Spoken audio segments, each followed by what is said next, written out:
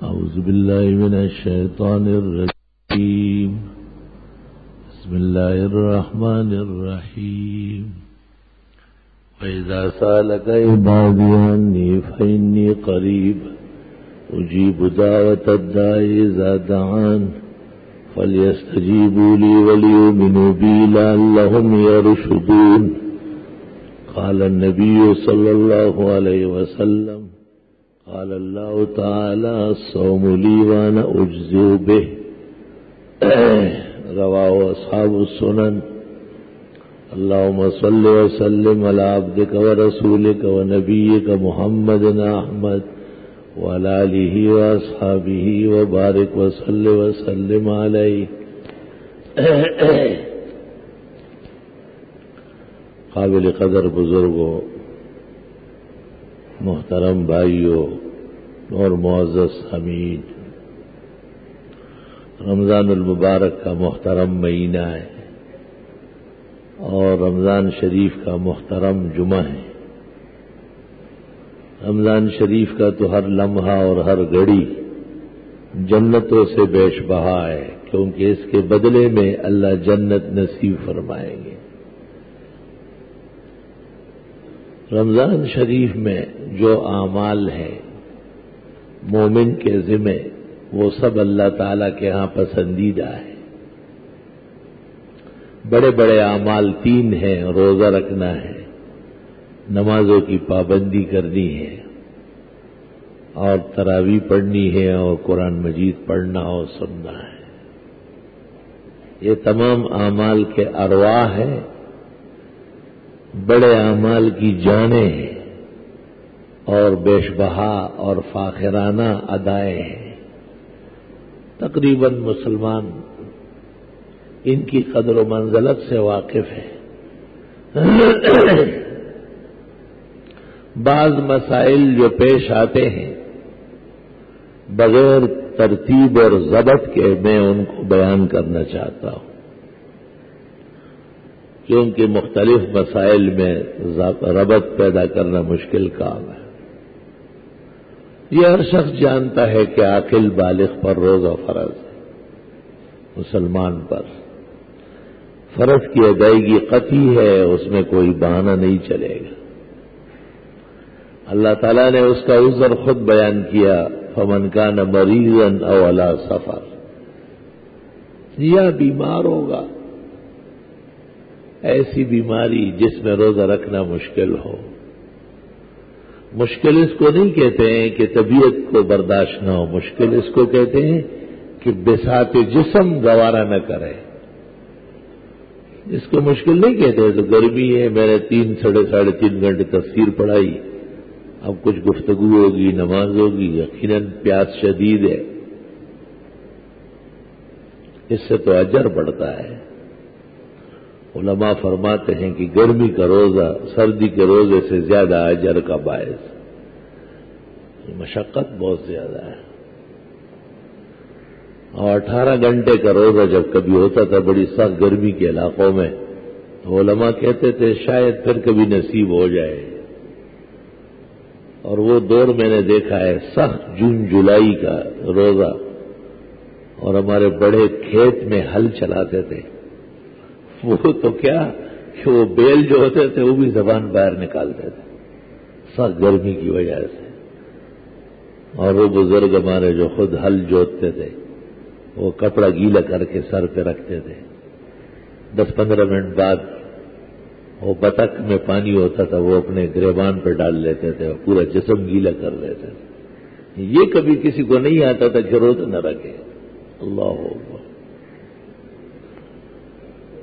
بیماری اس کو کہتے ہیں کہ بساط جسم اس کا تاب نہ لا سکے. ایک آدمی نے روزہ رکھ لیا ہے اور رکھ رہا ہے، نیت کر چکا ہے، لیکن کوئی ایسا عارضہ پیش آیا ہے کہ ڈاکٹر صاحب نے کہا اگر آپ نے ابھی پانی نہیں پیا اور دوا نہیں لی تو شاید آپ کے گردے گر جائے، ہارٹ فیل ہو جائے، جگر کام چھوڑ دے. اور علماء کا اس پر اتفاق ہے کہ مسلمان، اس نے کہا کہ میرے ایک مریض ہے اور اسے کوئی تکلیف نہیں ہے سحری سے لے کے افطار تک، لیکن پانی نہ پینے کی وجہ سے اس کے گردے مرجھا رہے ہیں، اور گردے ایک دفعہ جب مرجھا گئے دوبارہ تازے نہیں ہوں گے۔ میں نے کہا آپ کو کیسے پتہ چلا؟ کہ یہ مجھے ایسا پتہ چل گیا جیسے آپ اپنی ہتھیلی میں کسی چیز کو دیکھ رہے ہیں کہ اگر 2-3 دن وہ روزے رکھ لیں تو اس کے گردے ختم ہو جائیں گے۔ تو میں نے کہا کہ اگر واقعی یہی صورتحال ہے کہ اس کی زندگی خطرے میں ہے تو اس کو روزہ نہیں رکھنا چاہیے اور اسے افطار کرنا چاہیے۔ بہت اہم مہم مسئلہ ہے، کسی کو عبادت سے ہٹانا ہو دوسرا راستہ دینا۔ اللہ تعالیٰ نے تو کہا وہ جو بیمار ہو جو مسافر ہو۔ اللہ تعالیٰ کی کتاب تو پکے مسلمانوں کے لیے آئی ہے، پکا مسلمان پکا کام کرے گا۔ ظاہر ہے ایک شخص گلشن اقبال سے گاڑی میں بیٹھتا ہے اور ٹاور جاتا ہے، ڈاک یارڈ جاتا ہے، ڈیفینس جاتا ہے، وہ اپنے آپ کو مسافر نہیں سمجھتا۔ اللہ تعالیٰ نے مسافر کا بھی ذکر کیا، لیکن جب وہ حیدرآباد جاتا ہے تو اس کو پتہ ہے کہ یہ سفر ہے اور اب 4 رکعت فرض میں 2 رکعت پڑھوں گا، لیکن وہ اس کے لیے تیار نہیں ہے کہ وہ روزہ نہ رکھے، کیونکہ وہ ٹھنڈے ایئر کنڈیشن گاڑی میں بیٹھا ہے، راستے میں کوئی تکلیف نہیں ہے، جہاں اس نے جانا ہے وہاں بھی کوئی تکلیف کا سامنا نہیں ہے، اور خدا نخواست اگر یہ روزہ نہ رہا تو بعد میں روزہ رکھنا بہت مشکل ہوتا ہے۔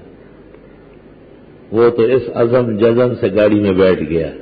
اللہ کا ایسا کرنا تھا کہ گاڑی کا راستے میں حادثہ ہو گیا، وہ غریب زخمی ہوا اور اس کی زبان باہر نکل گئی، اب اس کو کہا گیا کہ آپ تو ایسے بھی مسافر تھے اور اب تو بیمار بھی ہو گئے، لہذا خدا کے لیے آپ روزہ نہ رکھیں۔ بعض لوگوں کی بیماری سچی ہوتی ہے، ان کا عذر معقول ہوتا ہے، سب کو جھوٹا کہنا عقل اور دین نہیں ہے۔ مومن اللہ کو راضی کرنے کے لیے عبادت کرتا ہے۔ بڑی عبادات میں سے ایمان کے بعد جس طرح نماز ہے، زکوٰۃ ہے، اس طرح روزہ بھی ہے۔ گو فتویٰ یہ ہے کہ کسی قسم کے انجیکشن سے روزہ نہیں ٹوٹتا، کوئی انجیکشن ایسا نہیں، کسی قسم کے ڈرپ سے بھی روزہ نہیں ٹوٹتا، مگر بصد ادب اور معذرت جہاں تک ہو سکے انجیکشن اور اس قسم کی چیزوں سے پرہیز فرمائیں، روزے کی عظمت اور آداب بھی برقرار رکھنے۔ علماء نے لکھا ہے کہ ایسے کام اور مشقت کرنا کہ جس کی وجہ سے روزے کا رکھنا دشوار ہوتا ہے مکروہ ہے۔ خواہ ایک آدمی سفر اختیار کر رہا ہے، خواہ کی ایک محنت مشقت میں جان کپاتا ہے، یہ کام رمضان شریف کے بعد ہو سکتا ہے، مبارک مہینہ ہے، اس کو آرام سے گزارو، تسلی سے گزارو۔ میں نے گزشتہ جمعہ کہا تھا کہ ہمارے بزرگوں نے لکھا ہے کہ گو ٹوٹتا نہیں ہے، لیکن رمضان میں سر میں تیل ڈالنا اور سرما ڈالنا بھی ناپسندیدہ ہے، روزے کی شان کے خلاف ورزی ہے۔ ہاں، رات کو یہ کام آپ کر سکتے ہیں، مغرب کے بعد آپ ڈرپ چڑھائے، انجیکشن لگوائے، سرما ڈالے، سر میں تیل ڈالے، روزے کی شان بھی برقرار رکھنی ہے۔ اگر کسی شخص کو آیا منہ بھر کے کہ اس کو کہتے ہیں کہ جس وقت آ رہا تھا اتنا بڑا تھا کہ اس کا منہ بغیر اختیار کے کھلا رہ گیا اور وہ اس وقت منہ بند نہیں کر سکتا تھا، اس کو فقہاء کہتے ہیں ملء الفم، منہ بھر کے آنا، اس سے روزہ ٹوٹ جاتا ہے۔ روزہ ٹوٹ گیا اس آدمی کا، یہ روزہ بعد میں رمضان شریف کے بعد رکھا جائے گا، لیکن کے بعد یہ دوا تو کھا سکتا ہے، غذا نہیں کھائے گا، روزے کی تقریب و شان برقرار رکھنی ہے۔ یہ جائز نہیں ہے کہ اب وہ پراٹھا لگوائے اور انڈے گریوی بنائے اور یہ کرے وہ کرے. یہ آج ہم کو کیا ہے؟ یہ کوئی عید کا دن تھوڑی ہے، سانحہ کا دن ہے، تباہی کا دن ہے. ایک فریضہ آپ کا چھوٹ گیا ہے، ماتم کا دن ہے. روزے داروں کسی کیفیت بنائے. ایک عورت کو روزے کی حالت میں ماہواری آئی، روزہ ختم ہو جاتا ہے. جب تک وہ پاک نہیں ہوئی ہے وہ روزہ نہیں رکھ سکتی، لیکن فقہاء اس پر متفق ہے کہ کھائے گی پیے گی نہیں، کھائے گی پیے گی نہیں. ہاں اگر کوئی دوا وغیرہ کی ضرورت ہے، اس کو کہتے ہیں احتیاط تحرزن الصوم من الفساد. روزے کو برائیوں سے بچانا ہے، آپ کا نہیں ہے اور لوگوں کا روزہ ہے. ایک آدمی باہر سے آیا، اتفاق سے اس کے روزے ہو چکے، یہاں پاکستان میں اب بھی روزہ ہے. فقہاء کہتے ہیں اس پر یہاں بھی روزہ فرض ہے، اگرچہ 31واں 32واں کیوں نہ ہو، کیونکہ یہ نہیں ہو سکتا کہ ایک ملک میں مسلمانوں کا روزہ ہو اور اس میں ایک اٹھا کٹا مسلمان بغیر روزے کے ہو میرے پورے ہو گئے. ایک زمین پر دو شریعتیں نہیں ہوتی، ایک ہوتی ہے. یہاں شریعت کا روزہ ہے، آپ کو رکھنا چاہیے. اس کے خلاف جنہوں نے کہا ہے ان کو فقہ کی ہوا بھی نہیں لگی. بڑی کتابیں سب اسی سے بری پڑی. اسی طرح ایک پاکستانی کسی ایسے ملک میں چلا گیا کہ وہاں چاند ہو چکا تھا اور روزہ تھا، یہاں چاند نہیں ہوا تھا، یہ ملک کی وجہ سے روزہ نہیں رکھ سکا. وہاں جب ایئرپورٹس کے اندر داخل ہوا پتہ چل گیا کہ یہاں روزہ ہے، بس روزہ ہے. یہ ابھی جہاز میں پانی پی چکا ہے، شربت سب کچھ کھایا پیا ہے، لیکن جس سرزمین پر یہ اترا ہے وہاں مسلمانوں کا روزہ ہے. اس روزے کی بھی لاج رکھنی ہے، ہم اس کی اطاعت کریں گے. ایسا سچا اور حقیقت سے لبریز دین اللہ نے نصیب کیا ہے. یہ پیٹ یہاں ہے، یہ سر پہ ٹینکی نہیں بنی، یہ پردوں میں ہے. اس میں تھوڑا ڈالے تو بھی گزارا ہو جائے گا اور نہ ڈالے تو بھی کام چل جائے گا. مگر روزے کا احترام کرنا اور اس کے آداب بجا لانا یہ ہمارے دین کا تقاضا ہے. ہم پر دین حاوی ہے، ہم دین کے سامنے مغلوب ہے، دین کو غلبہ حاصل ہے. ہم وہی کریں گے جو ہمارے دین کا تقاضا ہو، اس سے ہمارے دین کی عزت اور عظمت بڑھتی ہو. اس طرح علماء لکھتے ہیں کہ وہ بڑے بچے 9-10 سال کے ہو جاتے ہیں، بعض ایسے لاوبالی ہوتے ہیں، پورے روزے نہیں رکھ پاتے کیونکہ بلوغ کی عمر تو 15 سال ہے قطعی فریضہ، لیکن 9 سال کی لڑکی بشاش صحت مند اور 12 سال کا لڑکا توانا صحت مند اور روزے رکھے. ہاں یہ اجازت آئی ہے کہ وہ کمی کر لے، کسی دن بہت گرمی ہے نہیں اٹھ سکے، طبیعت خراب ہے، ٹھیک ہے. لیکن علماء نے لکھا ہے کہ ان کے ماں باپ یہ پراپیگنڈا نہ کرے کہ اس کا آج روزہ نہیں. یہ پراپیگنڈا کرنا بھی زہر ہے. بس ٹھیک ہے ہم سب روزے سے. اس ایک کس نے آپ سے پوچھا ہے؟ گھر میں کسی ایک فرد کا روزہ نہیں ہے، آپ اس کا پردہ رکھیں، آپ اس کا نام نہ لیں، لیکن کہ الحمدللہ اللہ نے ہم سب کو روزے دار بنایا. یہ افواہ پھیلانا یہ بھی ہمارے رمضان کی بے عزتی ہے کہ ان کے ہاں روزہ خور بھی رہتے ہیں.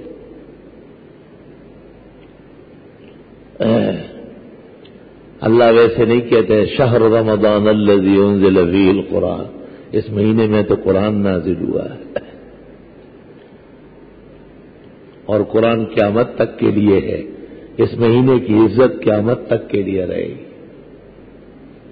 سارا جہان اگر کفر سے بھر جائے چند مسلمان ہو تب بھی وہ روزہ برقرار رکھیں گے. رنجیت سنگھ کے دور میں، بڑے بڑے ظالموں کے دور میں ہمارے بزرگوں نے بڑے زبردست قسم کے روزے رکھے.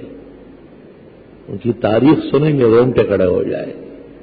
زبردستی پکڑ پکڑ کے ان کے منہ میں پانی ڈالا جاتا تھا، لیکن اس کے باوجود فقہاء نے فتویٰ دیا کہ روزہ برقرار ہے، نہ توڑے نہ توڑے. آفرین ان فقہاء پر، ان کی قبروں پر خدا کی رحمتوں کی بارش، جس نے بڑے بڑے دین دشمنوں کا فتوے کی قوت سے اور فقہ کی جلالت کے ساتھ مقابلہ کیا ہے.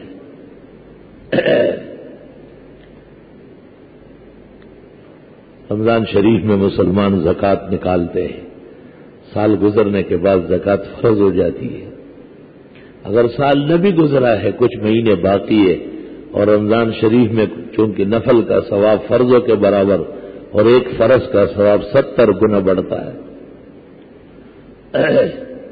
اس لیے لوگ کوشش کرتے ہیں کہ رمضان میں زکوٰۃ نکالے، مگر یاد رکھنا اس کا یہ مطلب نہیں ہے کہ کوئی رمضان میں قضا نماز ایک پڑھ لے وہ 70 کے برابر ہو، پھر جس کے آپ کے اوپر 70 روپے ہیں اس کو 1 روپیہ دے دے اور کہا رمضان شریف کا مہینہ ہے یہ 70 ہو گئے. اس طرح دھوکہ دہی کے لیے حدیث نہیں آئی ہے، حدیث ثواب کے لیے آئی ہے کہ جیسے سکہ بڑھتا ہے، ہمارا بھی 1 روپیہ ہے، کسی کام کا نہیں ہے. 500 اور 1000 کے نوٹ سے بھی لوگوں کو شرم آتی ہے، اور ایسے ملک بھی ہے جہاں کا 1 روپیہ یہاں کے پتہ نہیں کتنے ہزار ہو جاتے ہیں. اسی طرح رمضان المبارک کے مہینے میں سکے کی قدر بڑھ جاتی ہے. یہ عبادات دیہی آخرت کا سکہ ہے، یہ وہاں کی کرنسی ہے، نوٹ ہے. کوئی نماز کی شکل میں ہے، کوئی نفل ہے، کوئی ذکر تلاوت ہے، کوئی تسبیح ہے، کوئی دعا ہے، خیر خیرات ہے. آخرت کی تیاری. مسافر شب سے اٹھتا ہے جو جانا دور ہوتا ہے. رمضان المبارک میں شوق ذوق سے زکوٰۃ ادا کرنا چاہیے. زکوٰۃ کی بڑی پیچیدگی پیش آئی ہے مصرف کی. کن کو دے؟ بڑے NGOs سامنے آئے ہیں اور بڑی تنظیمیں ہیں اور وہ سب کہتے ہیں کہ ہم زکوٰۃ لینے والے ہیں اور ہم کو زکوٰۃ لگتی ہے. ہمیں کسی سے کوئی سیاسی عداوت نہیں ہے، لیکن ہم دینی نقطۂ نظر کے ذمہ دار ہیں. 2 قسم کے ادارے ہیں. ایک ادارہ وہ ہیں جن میں مسلم و غیر مسلم برابر ہے. NGOs پاکستان اس لیے لایا گیا تاکہ یہود اور نصارہ اور دیگر کفار کی نفرت مسلمانوں میں کم ہو جائے. اسلام کے مقابلے کے لیے یہاں لائے گئے. ایسے ایسے علاقوں میں جہاں لوگ عیسائی نہیں جانتے کہ عیسائی کیا ہوتا ہے، لیکن وہاں پر باقاعدہ ان کے چرچ بنائے گئے. مسجد بنانے کے چکر میں 7 چرچ بھی بنا دیا. عیسائیوں کو دعوت دی کہ آپ یہاں زمینیں لیں، یہاں آباد ہو جائے.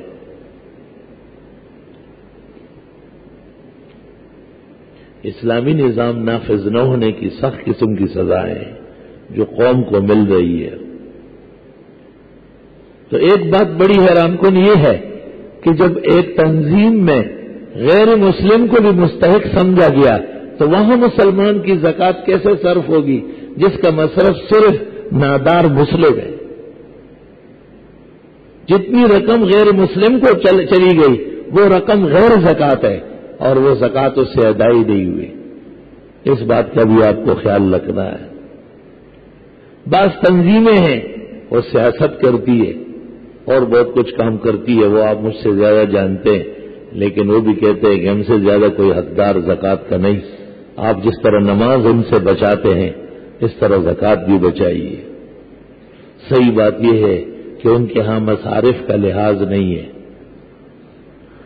اور اگر واقعتاً وہ مصرف کے پاسدار ہے اور پابند ہے تو پھر ان کو زکوٰۃ دینے میں کوئی حرج نہیں، جبکہ وہ مسلم اور غیر مسلم کا فرق بھی کرتے ہیں، مالدار اور غیر مالدار کا فرق بھی کرتے ہیں. بعض ادارے ایسے ہیں جو کہتے ہیں ہم بغیر امتیاز مذہب کے خدمت کرتے ہیں. بھلا ہم تو کتے کو پانی پلاتے ہیں تو بھی پیغمبر کی حدیث ہے. ہم تو بلی کے ساتھ زیادتی سے بھی بچتے ہیں، بخاری شریف کی حدیث موجود ہے. آپ نے فرمایا ہر چکنے جگر کے ساتھ احسان کرو، یعنی ہر جاندار کے ساتھ، ذی-روح کے ساتھ احسان کرو. جس پیغمبر نے اتنی واضح ہدایات دی اس کے امت کو یہ زیب دیتا ہے کہ وہ کہے کہ ہم بغیر امتیاز مذہب کے مدد کرتے. ان کو کہنا چاہیے کہ ہم اپنے دین اسلام کی ہدایات کے مطابق انسانوں کی خدمت کرتے ہیں. ان کو اپنا بورڈ تبدیل کرنا پڑے گا. یہ جو بورڈ لگے ہیں یہ غیر مسلم بورڈ ہے، یہ اسلام کے خلاف پروپیگنڈے والے بورڈ ہیں. آپ اس پر دیکھیں قرآن و سنت کے پیش نظر ہمیں مسلم کے علاوہ غیر مسلم کے ساتھ بھی حدود و آداب کے ساتھ تعاون کی اجازت ہے. بالکل اجازت ہے. حدیث میں رسول اکرم صلی اللہ علیہ وسلم تشریف فرماتے اور ایک یہودی کا جنازہ جا رہا تھا، وہیں سے گزر رہا تھا، آپ نے جگہ بدل دی، اٹھ گیا. صحابہ سے کہا کہ جنازہ جا رہا ہے، اٹھو. ایک شخص نے آپ کو کہا انہا جنازۃ یہودیہ، یہ ایک یہودی عورت کا جنازہ ہے.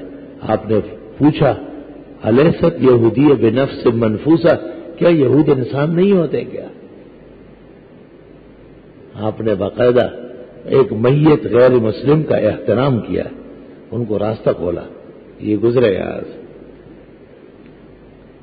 آپ کی خدمت میں ادیب نے حاتم کی بیٹی آئی اور انہوں نے کہا آپ کے لشکر ہمارے علاقے میں پہنچ گئے، ہم بہت پریشان ہیں، اور میرے والد اور میرے چچا اور تایا وہ تھے جو اس علاقے میں اونٹ ذبح کر کے اور راتوں کو فقیر مسکین گزرنے والوں کو کھانا کھلاتے تھے. آپ نے بڑا احترام کیا اور صحابہ کو کہا کہ چادر بچھاؤ، ان کو بٹھاؤ، ان کے بڑوں سے لوگوں کو بہت فائدہ پہنچا ہے. آپ نے صحابہ کو تاکید کی کہ اس کے لیے خط لکھ کے دو کہ ان کی زمینوں سے اسلامی فوج نہ گزرے، ان کے مکانات کو کوئی مسمار نہ کرے اور انہیں کسی قسم کی کوئی اذیت نہ پہنچے. ان کے بڑوں سے انسانوں کو بڑا آرام ملا ہے. ایک صحابی نے یکدم اس شخص کے متعلق پوچھا جو ان کا بڑا تھا اور جس نے بڑی نیکی کے کام کیے تھے کہ اغفر لہ، مغفرت بھی ہو گئی؟ آپ نے کہا کلا ثم کلا، بالکل نہیں. ما قال یوما قط رب اغفر لی، ایک دن بھی نہیں کہا تھا خدا میری مغفرت فرما، ایک دن بھی نہیں کہا. مغفرت اس کی نہیں ہوئی، اس سے لوگوں کو آرام پہنچا ہے. آپ ایک حد تک ان کا احترام کرتے ہیں، لیکن جہاں تک نماز زکوٰۃ کا تعلق ہے یہ اسلامی رسوم ہے، اس میں مسلمانوں کے اوپر فرض ہے اور مسلمانوں ہی کے اوپر صرف ہوں گے، اس میں غیر مسلم شریک نہیں ہو سکتا ہے. اس لیے فقہاء نے نفقات کی تقسیم کی ہے، اخراجات کی، تعاون کی تقسیم کی ہے. ایک کو کہتے ہیں واجبہ، جیسے زکوٰۃ، فطرہ، قربانی کی کھال کی رقم، نذر و نیاز اللہ کے نام کے اس کے پیسے، روزوں کا کفارہ، فدیہ، قسم کا کفارہ. یہ صدقات واجبہ ہے، یہ صرف اور صرف مسلمان کو جو وہ مستحق و نادار ہو اس کو پہنچیں گے، غیر مسلم کو نہیں لگ سکتا ہے. جتنا غیر مسلم کو گیا وہ کلعدم ہوگا. ایک مسئلہ یہ بڑا پیچیدہ ہے کہ لوگ صرف یہ کہتے ہیں کہ ایک بیوہ ہے، ایک یتیم لڑکی ہے، شادی ہو رہی ہے، روزگار نہیں، جائیداد نہیں، پونجی نہیں، بڑے اخراجات ہوتے ہیں. یہ گفتگو اس حد تک تو مفید ہے کہ ان کا تعاون برادری کو اور مسلمانوں کو کرنا چاہیے، لیکن یہ گفتگو یہاں آ کر کے اکھڑ جاتی ہے کہ وہ کہتے کہ ہم انہیں زکوٰۃ دیتے ہیں اور ہم دریافت کرتے ہیں کہ ان کے ہاں کیا نصاب برابر پونجی موجود نہیں ہے. 52.5 تولے چاندی یا اس کے برابر قیمت جو 1600-1700 روپے بنتے، 16-17 ہزار روپے بنتے، اتنی رقم تو ان کے پاس ہوتی ہے تو ان کو زکوٰۃ کیسے دی جائے گی؟ ہیلا کرنا ایک علیحدہ مسئلہ ہے کہ آپ کسی اور چیز سے ان کا مدد نہیں کر سکتے تو ان میں سے ایک فرد کو بالکل نہتہ کر لیں. ایک عاقل بالغ مسلم کو اس گھر کا بالکل نادار کر دے، ان سے کہ ان کی تمام جائیدادیں ہٹا دے اور اس کی تمام پونجی اس سے روک لے. جب وہ نہتہ و مسکین ہو جائے گا تو اس کو دے سکتے.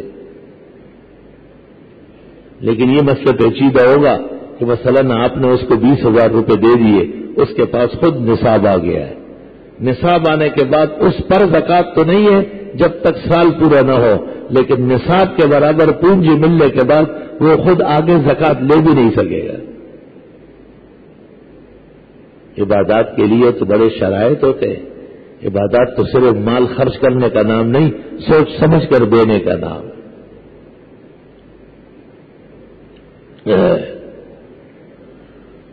ایسے موقع پر یہ کہنا ٹھیک ہے کہ تحقیق ضروری ہے. اب یہ بھی ایک مسئلہ ہے کہ ان کا کہنا معتبر ہے یا نہیں. اس زمانے کی بڑی بوڑھیاں ہیں، بیوائیں، یتیم مسکین لڑکیاں، ان سے ہم پوچھتے ہیں تو وہ کہتے ہیں مولانا صاحب ہم کو زکوٰۃ لگ سکتی ہے. ہم دریافت کرتے ہیں کہ آپ کے پاس سونا کتنا ہے؟ وہ کہتے ہیں 10 تولے. 7.5 تولے کا تو نصاب ہے مالدار کے لیے، اس کے پاس 10 تولے. ہمارے گھر ایک کام کرنے والی آتی تھی، اس سے ایک دن میں نے پوچھا، اس نے کہا ہمارے پاس کچھ نہیں ہے، ہم تو یہیں سے کما کے روٹی کھاتے ہیں. میں نے کہا سونا کتنا ہے؟ کہا جتنی بچیاں ہیں ہر بچی کے 5-5 تولے. اور اس وقت کے مفتی یہ بھی کہتے ہیں کہ 1 تولہ سونا چونکہ 52.5 تولے چاندی سے اس کی قیمت زیادہ ہے، اس لیے چاندی کے اعتبار سے وہ صاحب نصاب ہے. اگر جیسا جس کو بوجوہ اس تحقیق سے اختلاف ہے. سونے کا نصاب جو پیغمبر نے کہا ہے وہ 20 مثقال مساوی 7.5 تولے سونا. 7.5 تولے میں آدھا تولہ بھی کم ہو تو نصاب نہیں ہے، اس پر زکوٰۃ نہیں ہونا چاہیے. ہاں چاندی سمجھ کر وہ فقراء و مساکین کو دینا چاہے تو یہ احتیاطی وجوب ہوگی. یہ احتیاطی وجوب تو ہو سکتا ہے لیکن قطعی وجوب نہیں ہو سکتا ہے. ان اشارات سے آپ اس مسئلے کی نزاکت سمجھ گئے ہوں گے. اور عاقل مسلم بالغ اس پر اور نابالغ اولاد کی طرف سے بھی اس پر فطرہ ادا کرنا رمضان شریف شروع ہونے کے بعد ختم ہونے تک یہ واجب ہے. اس کا تعلق ماہ رمضان سے ہے، صوم رمضان سے نہیں ہے. خدا نخواستہ اگر کسی بیمار یا مسافر نے کسی بشری یا شرعی وجوہات سے روزہ نہیں رکھا تب بھی اس پر فطرہ واجب ہے، اور اپنی نابالغ اولاد کی طرف سے بھی اس پر فطرہ ادا کرنا واجب ہے. آج کل عقل مندوں کے دور میں اور امریکہ کے بغل بچوں کے دور میں آٹا 25 روپے کلو بھی ملنا مشکل ہے.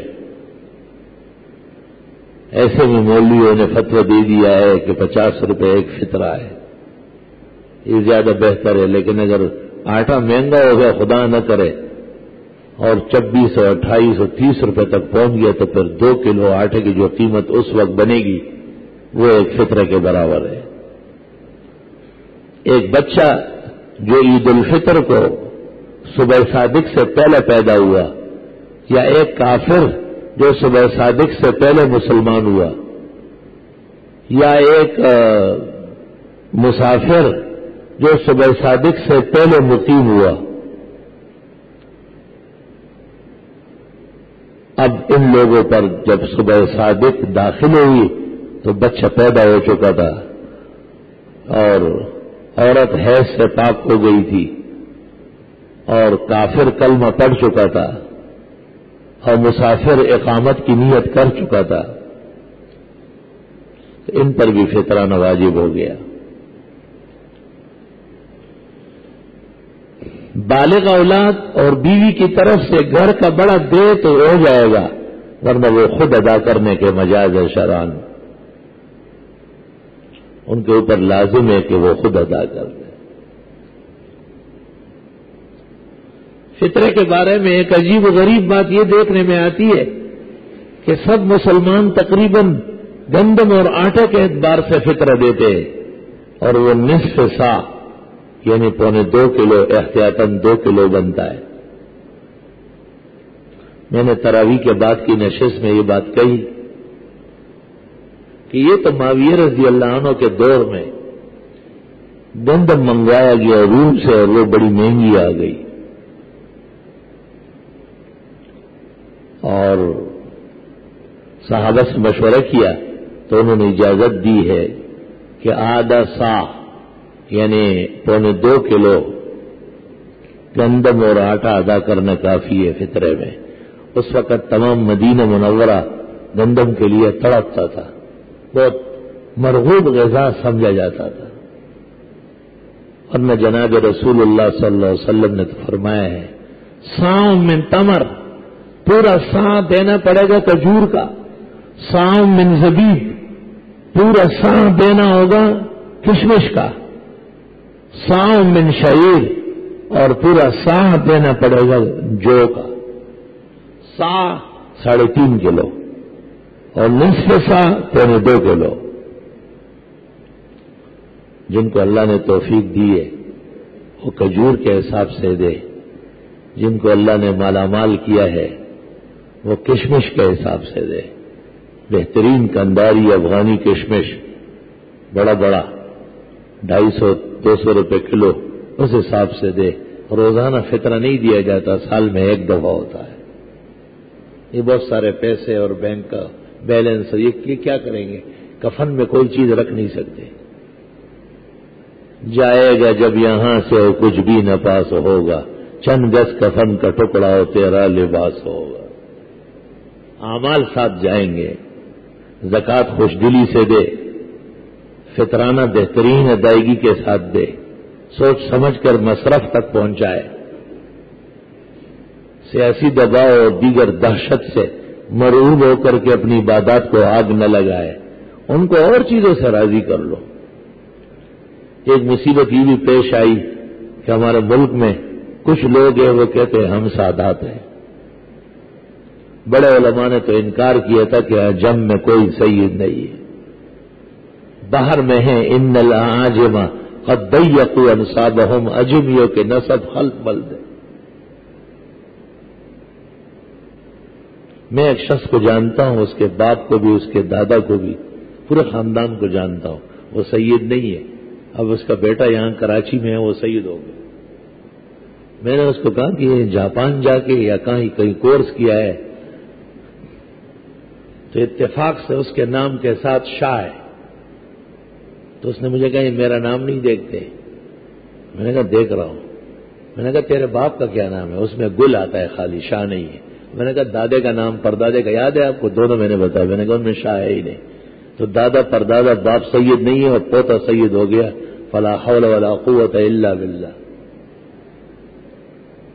خیر ہمیں ان سے کوئی سروکار نہیں، ہمیں آگے ایک مسئلہ بیان کرنا ہے، وہ یہ کہ واقعتاً اگر یہ سادات ہے تو سید کو زکوٰۃ دینا نہیں ہوگا، سید کو زکوٰۃ نہیں دی جا سکتی، یہاں تک کہ سید بھی سید کو زکوٰۃ نہیں دے گا۔ تمام کتابیں اس سے بڑی پڑی ہے کہ بنو ہاشم اور سادات کو زکوٰۃ نہیں ہوتی، الگ تحقیق جو دی گئی ہے دوبارہ ادا کی جائے گی۔ اور یہ مناسب بھی نہیں ہے کہ آپ انہیں اولاد رسول سمجھتے ہیں اور پھر مال کا میل کچیل ان کو دیتے ہیں۔ انہا اوصاف الناس، بخاری میں زکوٰۃ تو مال کا پیپ ہے، خون ہے، میل کچیل ہے، یہ خالص فقراء مساکین ناداروں کی چیز ہے۔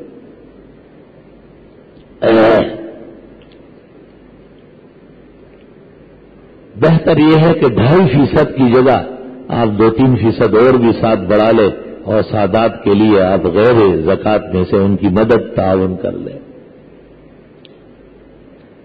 تعجب ہے کہ ایک طرف سے وہ اولاد رسول ہونے کے مدعی ہے اور دوسری طرف سے وہ میل کو چیل لینے میں شیر ببر ہے۔ یہ دونوں باتیں جمع نہیں ہوتی لیکن بے عقلی سے جمع ہو رہی۔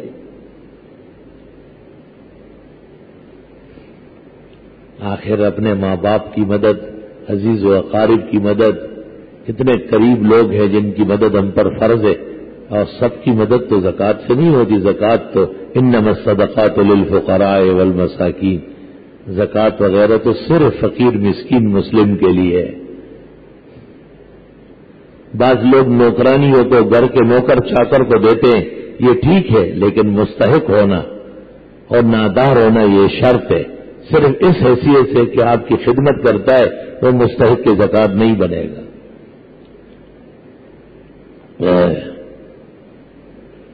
زکوٰۃ اور فطرے سے متعلق جو ضروری مباحث ہے وہ تقریباً مکمل ہے۔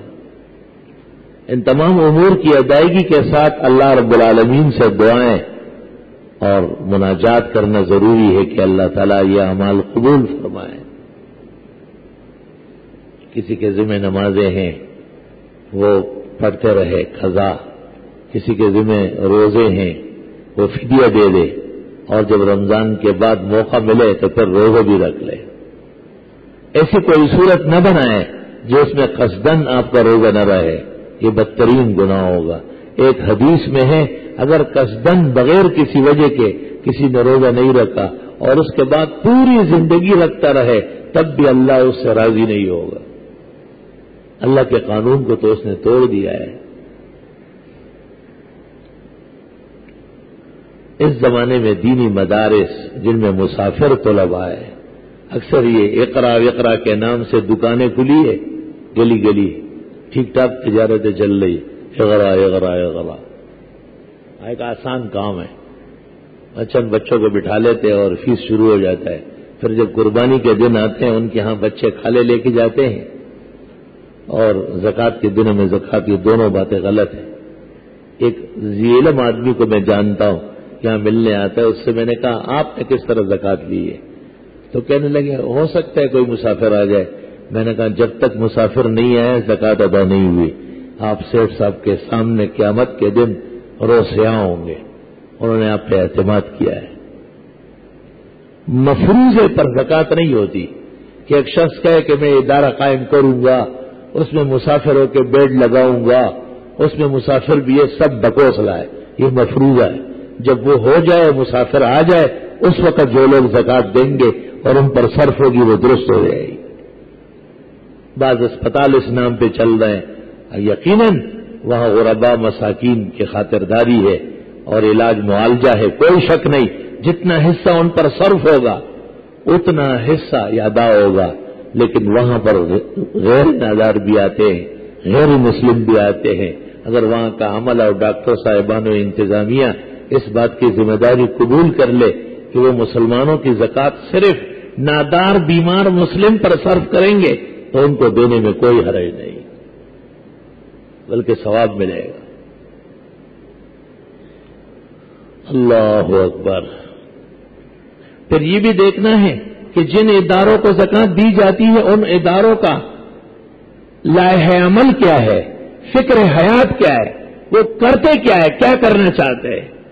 اکلا طعامکم الابرار، پیغمبر نے کہا ہے آپ کی چیزیں اچھے لوگ استعمال کریں. ناکار لوگوں کے اہلکار بننا کوئی کارنامہ نہیں. بہرحال زکوٰۃ یا فطرہ یا روزوں کا فدیہ یا کفارہ، اس کا مصرف مسلم ہے، جو عاقل بھی ہو نادار بھی ہو. اگر عاقل مسلم خود تو نہیں لیکن اس کے بچے محتاج ہے تو یہ قاعدہ ہے کہ بچہ باپ کی وجہ سے غریب یا مالدار ہوگا. اسی طرح اگر غریب بچوں کو دے دیا گیا زکوٰۃ یا فطرہ یا فدیہ اس نیت سے کہ اس کے ماں باپ مسکین ہے نادار ہے تو ادا ہو جائے گی، کیونکہ بچہ باپ کے حکم میں ہے. اللہ تعالی ہمارے رمضان شریف روزے، تراویح، ختمات، نفقات، دعائیں سب قبول فرمائیں. وآخر دعوانا الحمدللہ. تبارکت یا ذا الجلال والاکرام. ربنا آتنا فی الدنیا حسنہ وفی الآخرۃ حسنہ وقنا عذاب النار. اے اللہ مسلمانوں کے گناہ معاف فرما. اے اللہ ہمیں گناہوں کے معافی مانگنے کی توفیق عطا فرما اور توبہ قبول فرما. رمضان شریف تراویح، تلاوت، تعاون، نفقات، ذکر، تسبیح، دعا قبول فرما. مسلمانوں کے شامت اعمال کو معاف فرما. پورے عالم کے مسلمانوں کو ظلم کے کفر سے اور ان کے پنجے استبداد سے نجات عطا فرما. حرمین شریفین کی حفاظت فرما. وہاں کی خادم واحد حکومت کو مضبوط فرما. ہمیں ایمان و اعمال اور توبہ کے ساتھ حج اور عمروں کے لیے آنا جانا نصیب فرما. اور یہ محنتیں اپنی بارگاہ میں دنیا کے اندر ہدایت و آخرت کی نجات کا سبب بنائے. اللہ پاکستان کی حفاظت فرما، ذرے ذرے چپے چپے کی حفاظت فرما، حکمرانوں کی لین دین اور سیاسی شعبہ بازیوں کے چال چلن سے یا اللہ ملک و ملت کی تباہی سے محفوظ فرما۔ مساجد، مدارس، مشائخ، علماء، طلباء، مجاہدین، معاونین و محسنین سب کی حفاظت فرما، دین کو ہر جگہ عزت اور غلبہ عطا فرما، بیماروں کو صحت و شفا عطا فرما، پریشان حالوں کی مدد فرما، مرحومین کی مغفرت فرما اور ان کے پسماندگان کو صبر و اجر عطا فرما۔ ہمارے محلے کے ایک بزرگ نمازی منظور بھائی بہت بیمار ہیں، ان کی صحت شفا کے لیے دعا فرمائیں، اور یہیں کے ایک بزرگ نمازی بدر الدین شیخ کی والدہ فوت ہوئی ہے، ان کا جنازہ قبل الجمعہ سنت طریقے سے پڑھا گیا، دعا فرمائیں اللہ مرحومہ کی بخشش فرمائے اور پسماندگان کو صبر و اجر عطا فرمائے۔ وصلی اللہ تعالی علی خیر خلقہ محمد وآلہ واصحابہ اجمعین برحمتہ۔ میں تکلیف کی اللہ آپ کو اجر دے گا اور اس سے اللہ آپ کے مردوں کی بخشش فرما دے گا، اس لیے نیک محنت پر کبھی پچھتائے نہیں، نیک محنت پر اللہ کا شکر کرے۔ ساری کبریاء عظمت صرف اللہ کے لیے، درالسلام پیغمبر پر انعکارم الجناب کے جواب کا۔ کیا نبی اکرم میرے مال اسباب پر قربان صرف ٹوپی نماز پڑھائی، کسی امام کا مستقل صرف ٹوپی میں نماز قائم کرنا کیا درست ہے؟ امام صاحب کی ٹوپی گر جائے تو کیا جماعت کی نماز کی صحت متاثر ہوگی؟ حضرت صلی اللہ علیہ وسلم سے ٹوپی پر نماز ثابت ہے، گو اکثر آپ پگڑی کے ساتھ رہے ہیں۔ امام الاثر مولانا انور شاہ صاحب نے فیض الباری جلد 2 صفحہ 6 تسلیم کیا ہے کہ بغیر ٹوپی کے نماز پڑھی گئی ہے۔ کبھی سر پر خالی امامہ بھی رہا اور خالی ٹوپی بھی رہی، ہاں دونوں کا اجتماع افضل اور کامل سنت ہے۔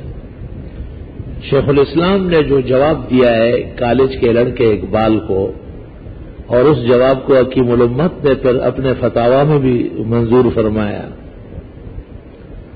اس کا نام ہے داڑھی کی شرعی حیثیت اور اسلامی یونیفارم۔ اس میں بھی حضرت شیخ الاسلام نے لکھا ہے کہ صرف ٹوپی پر بھی نماز ثابت ہے۔ حافظ ابن قیم نے زاد المعاد میں لکھا ہے صرف ٹوپی پر نماز ثابت ہے۔ السیرۃ الحلبیہ میں برہان الدین نے لکھا ہے صرف ٹوپی پر نماز ثابت ہے۔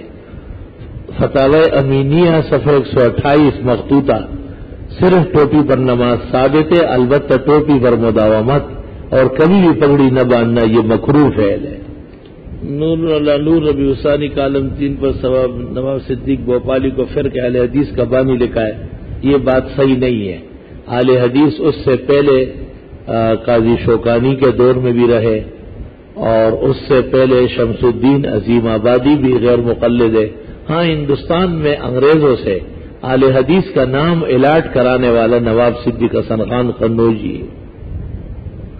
مرزا مظہر جان جانان کا سلسلہ اصلاحی کس بزرگ سے تھا؟ مرزا مظہر جان جانان رحمت اللہ علیہ حضرت آدم بن نوری کے خلیفہ تھے، اور وہ خواجہ باقی باللہ کے خلیفہ ہے۔ بیمار ضعیف دور اہل حق کی مسجد میں جانے سے معذوری کے لیے مودودیوں کی مسجد میں جماعت۔ مودودی کے متعلق مفتی اعظم پاکستان مفتی شفیع نے جواہر الفقہ میں لکھا ہے کہ برضائے خواہش ان کی اقتداء میں نماز نہ پڑھی جائے اگر وہ مولانا مودودی کے عقائد سے متفق ہے، کیونکہ ان کے عقائد اہل سنت والجماعت سے ہٹے ہوئے ہیں۔ تراویح مکمل قرآن سننے یا سنانے کے بعد باقی ایام میں تراویح کی جماعت سے پڑھنا ضروری ہے؟ نہیں، باقی ایام میں تراویح نہیں پڑھ سکتے۔ غیر محرم عورت سے فون پر طویل گپ شپ حرام گناہ۔ اگر بھول کر پہلی رکعت میں سورہ ناس پڑھ لے کوئی حرج نہیں، دوسری میں فلق پڑھ لے۔ نہر بواسیر کا مرض ہر وقت ورم رہتا ہے، جس کی وجہ سے مقعد کو کھولنے اور آب دست لینے کے لیے انگلی کے 3 حصوں میں سے 2 حصے اندر داخل کرنے پڑتے ہیں۔ بواسیر تو آپ کا اس خاص جگہ کا ہے، لیکن لگتا ہے کہ منہ کا بھی ہے۔ ایسی پرچیوں کو یہاں بھیجنے کی کیا ضرورت ہے؟ میرے خیال سے جتنے لوگوں کو بواسیر ہے ان میں آپ کو صحیح معنوں میں ہوا ہے، جس کو ہونا چاہیے تھا۔ انگلیاں اندر کر رہا ہوں، باہر کروا رہا ہوں، یہ انسانوں والی بات ہے۔ تیرا روزہ نہیں ہے، معلوم ہوتا ہے روزہ خور ہو۔ میرا ایک دوست جو گھر میں نماز تراویح پڑھا رہا ہے، اس کے پیچھے تقریباً ایک صف تو مردوں کی بنتی ہے، باقی اس کی والدہ خواتین تقریباً 70 قدم کے فاصلے، نہیں بس درمیان میں ایک حجاب ہو اور کچھ صفوں کی جگہ چھوڑ کر آ گئے ہو، ٹھیک ہے۔ متصل صفیں عورتوں کی نہیں ہوگی، منفصل ہوگی۔ ایک شخص نے نئے فلیٹ کا بکنگ کیا، فلیٹ کا قیمت 50 لاکھ روپیہ ہے، 3 سال میں فلیٹ کا قبضہ دیا جائے گا۔ اب تک نصف قیمت ادا ہو گیا، جو رقم بلڈر کو دیا ہے اس پر زکات ہے یا نہیں، جو رقم دیا ہے وہ تو ہی اشکال ہے۔ اسی طرح چاندی سے متعلق بھی کیا حکم ہے؟ 52.5 تولے چاندی یا اس کے برابر قیمت یا سرمایہ۔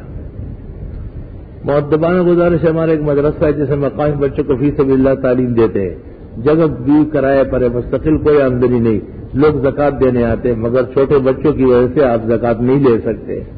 زکات صرف غربت کے لیے نہیں ہے، اس کی ذات ہونا چاہیے۔ آپ نے جو پرچی لکھی اس کے مطابق آپ کو زکات لینا جائز نہیں ہے۔ آپ کا ایک عقیدت مند فواد صدیقی جو ہمیشہ جمعے کے لیے آ رہے تھے، 17 دن سے سخت بیمار ہے، روزہ تراویح یا جمعہ آنے سے بھی عاجز ہے، اللہ انہیں زندگی صحت عطا فرمائے۔ میرے بھائی کی طبیعت ٹھیک نہیں ہے، اللہ تعالیٰ صحت شفا دے۔ قرآن شریف رمضان میں مردوں کو بخشنا بہت بڑا مقام ہے۔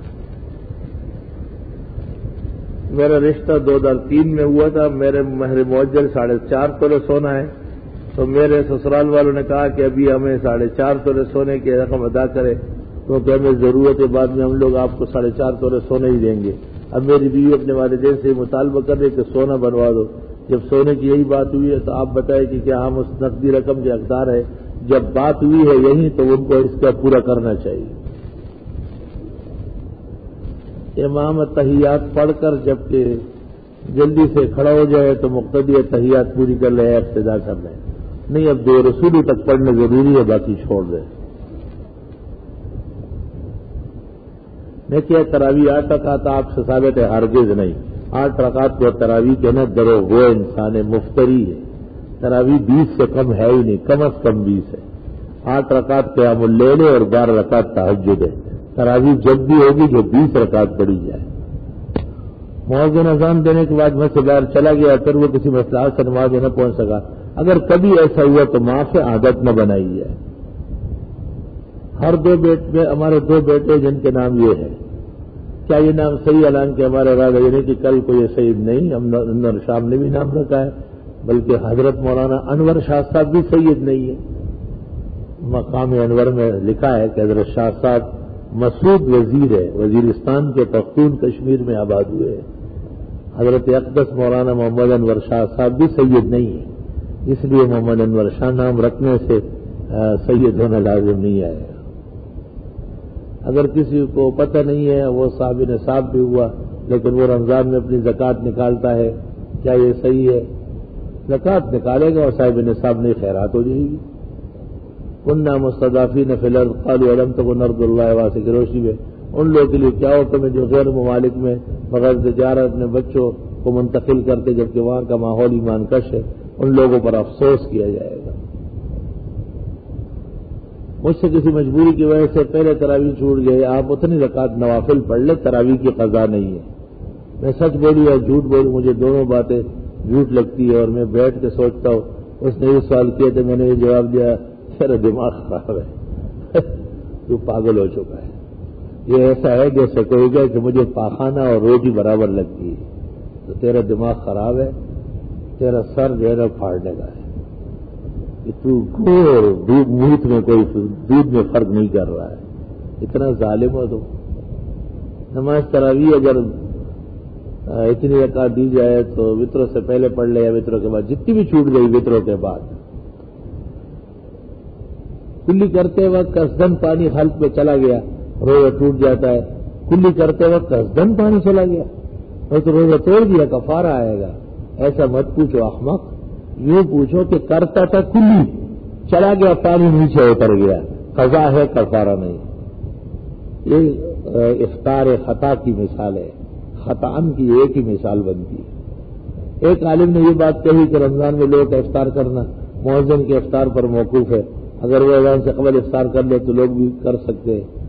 اصل میں اس سے اذان کا کوئی تعلق نہیں ہے، ہمارے یہاں تو افطار کے 15 دن بعد ہمارا مؤذن اذان دیتا ہے، وہ سارنگ بجتا ہے، اور اذان تو وہ جاہل اور دیہاتیوں کا طریقہ ہے جو اذان کے انتظار میں رہتے ہیں۔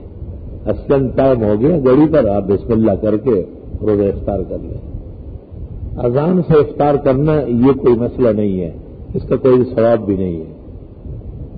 ہمارے اپنے علاقے سے سفر کہاں سے شروع ہوتا ہے؟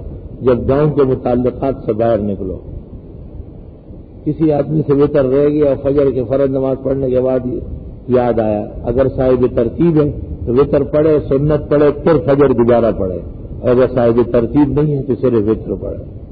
روزے دار کو کسی مرض کی وجہ سے روزہ توڑنے کی نوبت آئی، کیا حکم ہے؟ کر سکتا ہے۔ اگر کسی روزے کی حالت میں خطا کی تو کیا حکم ہے؟ معافی مانگے۔ ایک بوڑھا آدمی یا سخت مریض روزے بھی نہیں رکھ سکتا، فدیہ بھی ادا نہیں کر سکتا، نہیں فدیہ تو ادا کرے گا، بدل کا بدل ضروری ہے۔ کہیں سے مانگ لے، لوگ اس پر رحم کرے۔ روزے دار آدمی روزہ رکھنے سے پہلے اپنے سر کے بالوں میں تیل ڈال سکتا ہے، روزہ رکھنے سے پہلے جہاں جہاں چاہے تیل پہنچا دے، روزہ رکھنے کے بعد پھر پرہیز کرے۔ اور اگر حالت صوم میں بھی تیل لگائے تو روزہ مکروہ نہیں ہوگا اور نہ تو ٹوٹے گا۔ ہاں، ایسا کرنا مناسب نہیں ہے۔ الحمدللہ رب العالمین، نستغفرک اللہم ونسألک السلام والعافیہ۔ لا الہ الا اللہ وحدہ لا شریک لہ، لہ الملک ولہ الحمد وعلی کل شیء قدیر۔